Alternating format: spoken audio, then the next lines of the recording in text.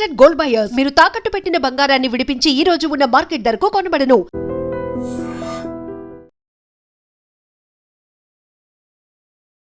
నమస్కారం, welcome to I dream. ధర్మ మార్గం విత్ విజిత కార్యక్రమానికి స్వాగతం.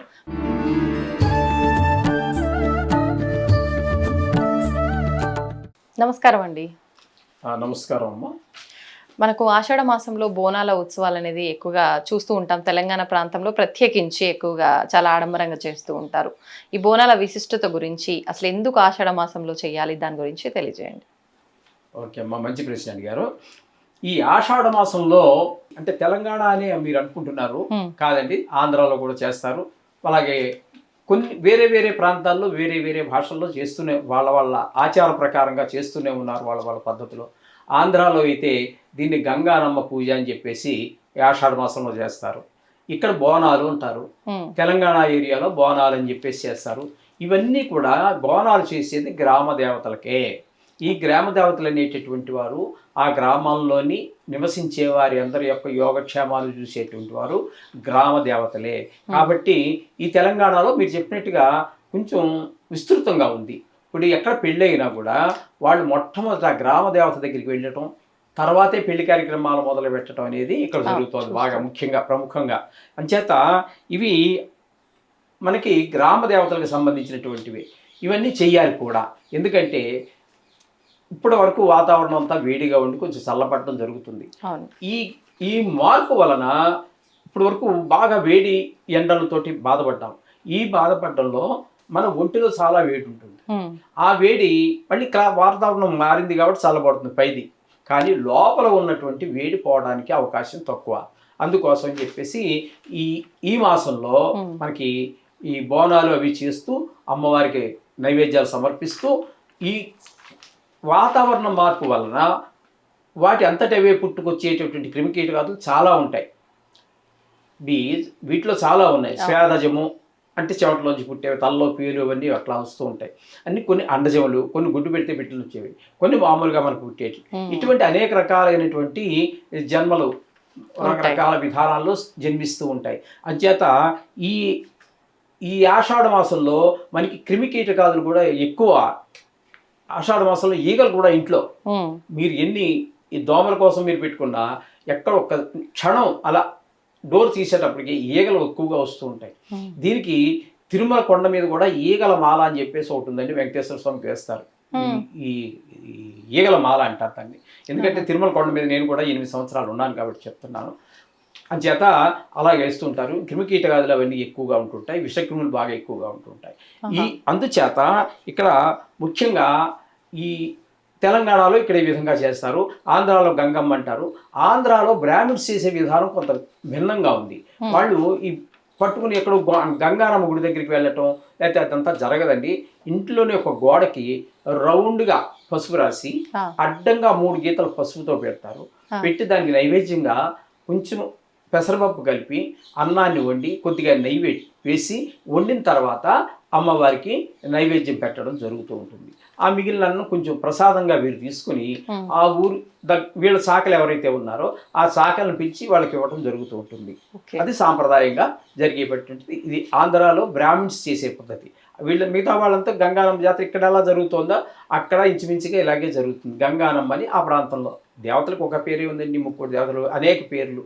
కాబట్టి ఈ విధంగా జరుగుతూ ఉంటుంది అక్కడ ఆంధ్రాలో ఈ గ్రామ దేవతల యొక్క దీని ద్వారా. ఎందుకంటే ఈ గ్రామతలకి ముఖ్యంగా ఈ ఆషాఢ మాసంలో మనకి చికెన్ ఫాక్స్ అని చిన్నపిల్లలకి పెద్దలకి కూడా వస్తూ ఉంటుంది.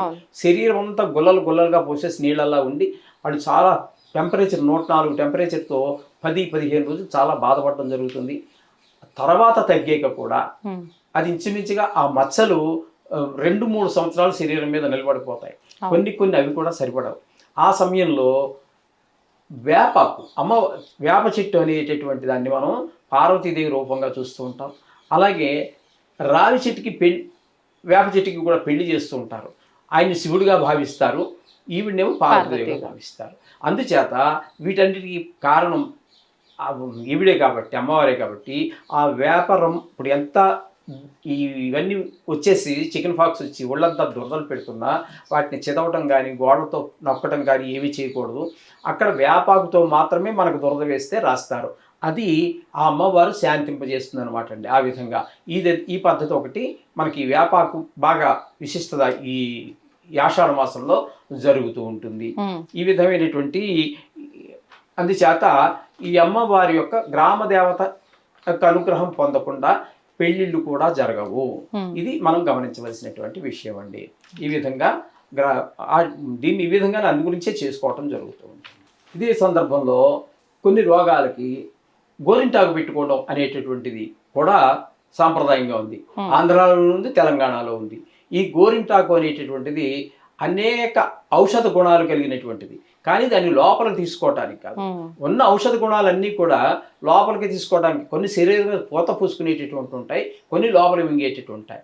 ఈ గోరింటాకు తీసుకొచ్చి ఈ పెళ్లి కావాల్సినటువంటి పిల్లలు, పెళ్లి అయినటువంటి వాళ్ళు, పెద్దవాళ్ళు, ముసలి వాళ్ళు, ఇవన్నీ వీళ్ళందరూ కూడా రుబ్బుకొని దాన్ని గ్రైండ్ చేసుకొని చేతికి ఎంత పెట్టుకుంటారు. రకరకాల డిజైన్లు చందమామని పెడతారు.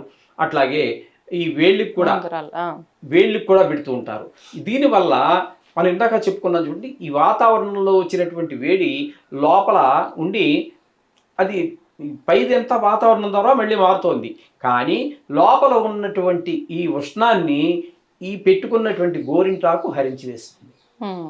ఈ వేసవి ఎండలకి వచ్చినటువంటి ఉష్ణాన్ని బయటికి లాగిస్తుంది అదే. ఆ విధంగా అదే కాకుండా ఈ కొంతమందికి గోర్లు పుచ్చిపోయి ఉంటాయి. అవునండి. అటువంటి వాటిని తగ్గిస్తుంది. ఒకవేళ కొంతమందికి అలా తర్వాత వచ్చేటటువంటి సింప్టమ్స్ ఉంటేంటైతే అవి ఇంకా గోర్లు పుచ్చవండి అక్కడితో ఆగిపోతూ ఉంటుంది. ఈ విధంగా కొంతమంది తలకు పెట్టుకుంటున్నారు. అది మనం దాని గురించి మనకేం తెలియదు అనుకోండి. ఈ విధంగా గోరింటాకు పెట్టుకుని ఆడవాళ్ళు మగవాళ్ళు పెట్టుకుంటారు. ఆడవాళ్ళు అయితే 100 మంది పెట్టుకుంటారు, మగవాళ్ళు అయితే కొంతమంది లైట్ తీసుకుంటూ ఉంటారు. అంచేత ఈ విధంగా గోరింటాకు పెట్టుకోవడం అనేది కూడా ఒక సాంప్రదాయంగా వస్తుంది. ఈ గోరింటాకు వల్ల మరికొన్ని విశేషాలు ఏంటంటే, దీన్ని ఈ తలకు బాగుంటున్నారు, దాని గురించి మనం వద్దనుకున్నాం కానీ చెప్పక తప్పటం లేదు. దానివల్ల కూడా ఈ మొత్తం మనకి ఇది ఇక్కడే కదండి ఉండేది, బ్రహ్మరంధ్రం అది. దాని ద్వారా తలకు పెట్టుకోవడం ద్వారా అది చాలా తలకి సంబంధించినటువంటి శిరోవ్యాధులన్నిటికీ కూడా చాలా బాగా పనిచేస్తుందని చెప్పేసి మన ఆయుర్వేద వైద్యులందరూ చెప్తూ ఉన్నారు. ఈ విధంగా గోరింటాకు గురించి కూడా మనం ఇట్లా చెప్పుకోవచ్చు. కొంతమంది ఏం చేస్తున్నారంటే, కొంతమంది సిటీల్లో మనకి గోరింటాకు దొరకకపోవచ్చు, కోన్లు అని చెప్పేవి అమ్ముతున్నారు, డిజైన్ పెట్టుకుంటున్నారు. దాని వలన మీరు ఇప్పుడు మనం గోరింటాకు గురించి చెప్పుకున్నటువంటి ఈ శుభ ఫలితాలు ఏవి పొందకపోగా అది కెమికల్స్తో తయారు చేసినటువంటిది. కొత్త జబ్బులు మనం కొని తెచ్చుకున్నట్టే దాంతో కోన్లు ఏవో తెచ్చుకొని డిజైన్లు పెట్టుకుంటున్నాం. పెళ్లి కూతురికి మరీ ఎక్కువ చేస్తున్నారు. అవన్నీ కొత్త జబ్బులకి మనం ఆహ్వానం పలికినట్టే కానీ దీని ఫలితాలు అయితే మాత్రం రావండి. ఇప్పుడు ఈ ఆషాఢ మాసంలోనే కొత్త కోడల్ని పుట్టింటికి పంపించే విధానం కూడా ఉంది కదండి. అవును. అదెందుకని అంటే ఆషాఢ మాసంలో వీరిద్దరూ ఇది చేయటం ద్వారా, కాపురం చేయటం ద్వారా వాళ్ళు మాఘం ఫాల్గుణం అనుకుంటారండి. ఫాల్గుణ మాసంలో వాళ్ళకి జననం అయ్యేటటువంటి అవకాశం ఉంటుంది.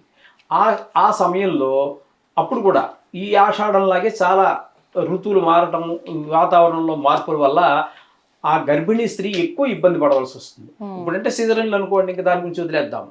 మామూలుగా సహజంగా ఇదివరకు ప్రసవం అయ్యేటటువంటి వాళ్ళకి మరింత ఎక్కువ ఇబ్బందులు అయ్యేవి. అందుచేత ఈ నెలలో వాళ్ళు దూరంగా ఉండాలి అనే ఉద్దేశం ఒక కారణమైతే, ఇప్పుడు వ్యవసాయదారులు ఉంటారు. ఆ వ్యవసాయదారులు వాళ్ళు పొలంలోకి వెళ్ళి పని చేయాలి. కొత్తగా పెళ్ళైన వాడు ఇంటి దగ్గర కూర్చుంటే వీళ్ళు వెళ్ళమని చెప్పలేరు, వాడికి వెళ్ళడానికి మనసు రాదు, కొంచెం ఏదో ఇబ్బంది పడుతూ ఉంటారు. అందుచేత ఈ నెల రోజులు ఆవిడ దూరం పెడతారు. ఇప్పుడు కాలంలో వ్యవసాయం ఆధారితంగా లేదు కాబట్టి మేము సాఫ్ట్వేర్ ఇంజనీర్ కదా, మాకేముంది, వీళ్ళిద్దరూ ఎక్కడో ఉంటారు, వాళ్ళు అసలు అది ఇట్లా. కానీ పూర్వకాలంలో నా చిన్నప్పుడు, పూర్వకాలం అంటే పూర్వకాలం కాదండి, పురాణ కాలం కాదు, నా చిన్నప్పుడు కూడా ఒక పాట ఉండేది. అది కూడా ఒక కారణం కావచ్చు. ఏంటంటే ఆ పాట, ఎంత ఎంత ఎడమైతే అంత తీపి కలయిక అని చెప్పేసి ఒక పాట ఉండేది. మీరు వినే ఉండొచ్చు, బహుశా మీ వయసుకి వినకపోయి ఉండొచ్చు. అంచేత కొంచెం ఎడమ అవటం ద్వారా మరింత అపేక్ష పెరుగుతుంది అనేది. ఈ విధంగా కొన్ని పాటలు అప్పట్లో సినిమాల్లో సినీ కవులు రాయడం అద్భుతమైనటువంటి అభిప్రాయం, అది కూడా చాలా చక్కగా రాశారు. ఈ విధంగా పాటలు కూడా కొన్ని ఉన్నాయి. చేత వాళ్ళిద్దరిని విడతీయడం అనేటటువంటిది కొత్త, వాళ్ళకి మరింత ఆకర్షణ వద్దన్న దాని మీద వాళ్ళకి క్రేజ్ పెరుగుతూ ఉంటుంది. చూడండి, ఏదైనా సరే వద్దన్న కొద్దీ క్రేజ్ పెరుగుతూ ఉంటుంది. ఆ విధంగా వాళ్ళిద్దరి మధ్యన మరింత ప్రేమ అనురాగాలు పెరగడం కోసం ఈ విధంగా విడగొడుతూ ఉంటారు. అంతే, ఒక్క నెలతో అయిపోయి మళ్ళీ సెకండ్ ఇయర్కి ఏం లేదండి.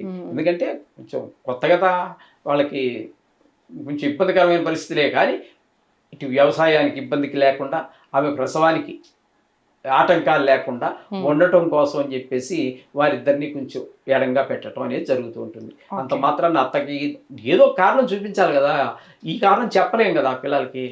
నా కూతురే ఉంది లేకపోతే నా కొడుకే ఉన్నాడు, వాళ్ళకి ఈ కారణాలు చెప్పలేము. ఈ కారణం చేత దూరంగా ఉండాలి. అంచేత వాళ్ళకి వాళ్ళుగా తెలుసుకుంటే పర్వాలేదు. దీన్ని ఎవరు చెప్తారండి? చెప్పాలంటే కన్నతండ్రిగా నేను చెప్పలేను, ఏదైనా ఫ్రెండ్స్ ఎవరైనా చెప్పాలి. ఫ్రెండ్స్ కలిస్తే వాళ్ళు మాట్లాడే టాపిక్లు వేరుగానే ఉంటాయి, కానీ ఈ విధమైనటువంటి టాపిక్ రాదు. ఈ విధంగా అందుచేత భార్యాభర్తల్ని ఆ విధంగా దూరంగా ఉంచడం జరుగుతూ ఉంటుంది. ఓకే, ధన్యవాదాలండి. తవ్వండి, తవ్వుతూనే శివలింగం సరే దాన్ని అట్లా కప్పేసేయండి, చూపించదండి. Krishna is there. మూర్తి పూజ కాదు, సాక్షాత్ బ్రజేంద్ర నందన భగవాన్ ఉన్నారు మూర్తిలో. ఏమీ ఆశించకుండా ఆరాధించే వాళ్ళు కూడా ఉన్నారా ప్రభుజీ? నిజమైన భక్తి